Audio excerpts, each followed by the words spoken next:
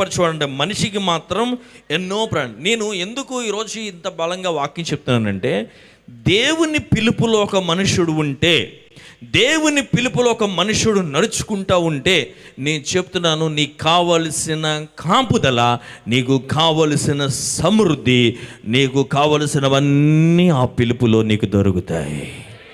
అర్థమైన వాళ్ళు గట్టిగా హల్లెలూయా చెప్పాలి, కొంచెం గట్టిగా హల్లెలూయా చెప్పాలి. దేవుడు నిన్ను వెళ్ళమన్న చోటకి నువ్వు వెళితే అక్కడ నీకు కావలసినవన్నీ ఉంటాయి.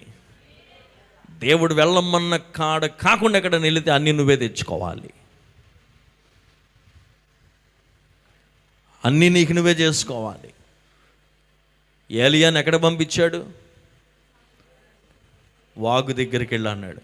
మనం వెళ్తామా? వెళ్ళిపోయాడు ఏం మాట్లాడకుండా. మీరు చెప్పండి, అక్కడికి వెళ్ళిన తర్వాత వాగులో నీళ్లు తాగాడు, దేవుడు కాకులను పంపించి భోజనం పెట్టాడు. వాగు ఎండిపోతుండగా అన్నాడు, మరి ఇంకో చోటకి వెళ్ళిపో అన్నాడు. మీరు చెప్పండి, ఆయన పిలుపుకు లోబడి వెళ్ళిన ఏలియా జీవితంలో ఎక్కడైనా కొదువగలిగిందా? ఎక్కడైనా పరిస్థితులు తక్కువైనాయా అంటే లేవు. అన్నిటినీ దేవుడు సమృద్ధిగానే అనుగ్రహించి నడిపించి ఉన్నాడు.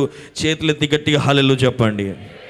దేవుడు మీలో చాలామందికి పగటి వేళ చెప్పేది ఏంటంటే, నా పిలుపులో ఉండు చాలు. దేవుడు అంటున్నాడు,